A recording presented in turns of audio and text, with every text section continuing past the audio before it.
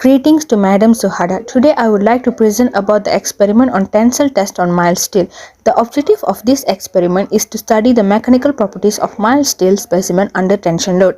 The apparatus we used in this experiment is universal testing machine, dial indicators, scale and vernier calipers. First, we measure the initial diameter of the tension test sample in two perpendicular directions using vernier calipers. The first diameter is 12.60 mm. The second diameter is 12.60 mm. Therefore, the average initial diameter is 12.6 mm. In step 2, we measure the length of the specimen between the grips using a scale. The length of the specimen between the grips is 186 mm.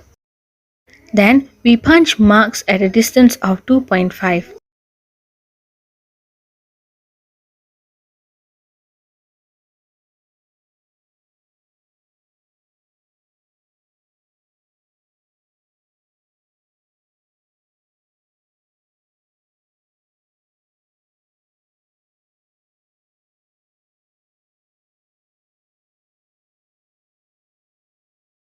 In step 4, we insert the specimen into its position and mount the extensometer on the specimen.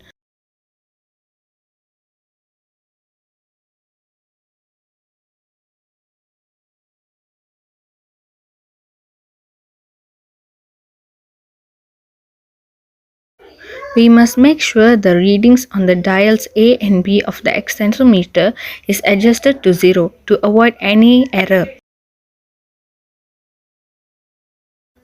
Now the experiment is conducted. Load extensometer readings are read at regular intervals of load up to the yield point. The inventory scale readings are noted till the specimen failure.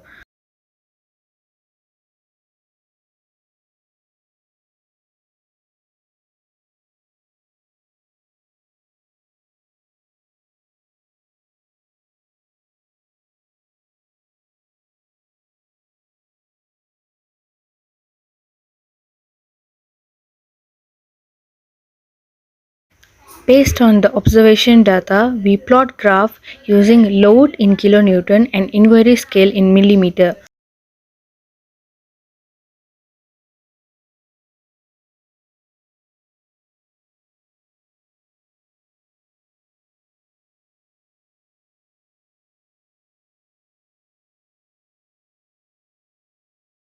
We also plot another graph using load in kilonewton and extensometer reading to get the slope value.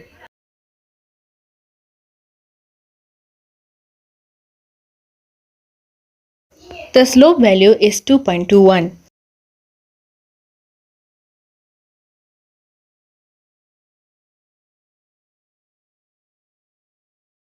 In step 9, we join two pieces of the test sample and measure the diameter at the neck of the specimen using the vernier caliper. The final diameter is 8.83 mm.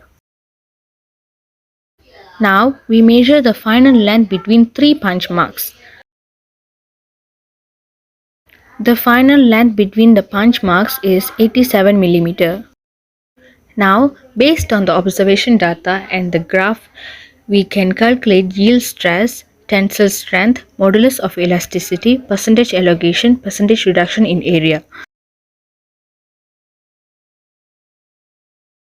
First, to calculate yield stress, we must divide the load at yield point with original area. From the observation data, we can get the original area, which is 124.68 mm square.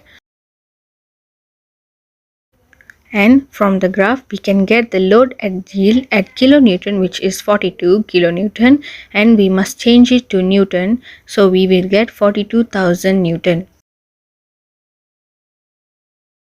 Therefore, the yield stress will be 336.86 newton per millimeter square. Now, to find the tensile strength, we have to divide the ultimate load with the original area. From the graph, we can get the ultimate load, which is 60 in kilonewton and 60,000 in newton. And from the observation data, the original area is 124.68 millimeter square.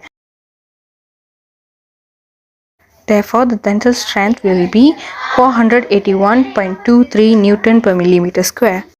Now, to find the modulus of elasticity, we have to times slope with 1 over LC times gauge length divided by AO, which is the original area. So, from the observation we get, the LC is 0.01 and the gauge length is 120 millimeter. And the original area is 124.68 millimeter. Therefore, the modulus of elasticity is 212.70 GPa. Now, to find the percentage of elongation, we have to minus the initial length with the final length and divide it with initial length times 100%. Since the final length is between 3 punch marks, therefore we have to calculate the initial length also between 3 punch marks.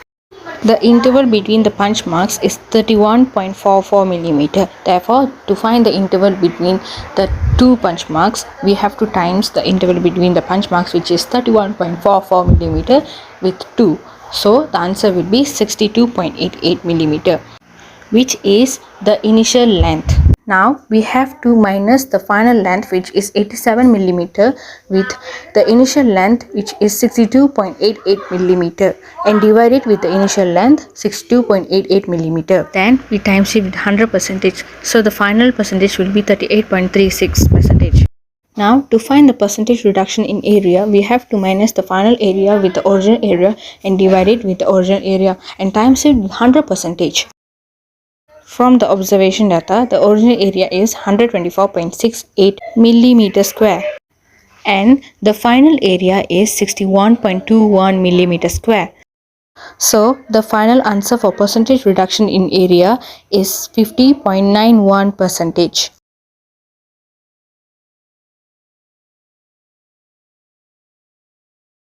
And this is the method and formula I used for this experiment to find the calculation answer.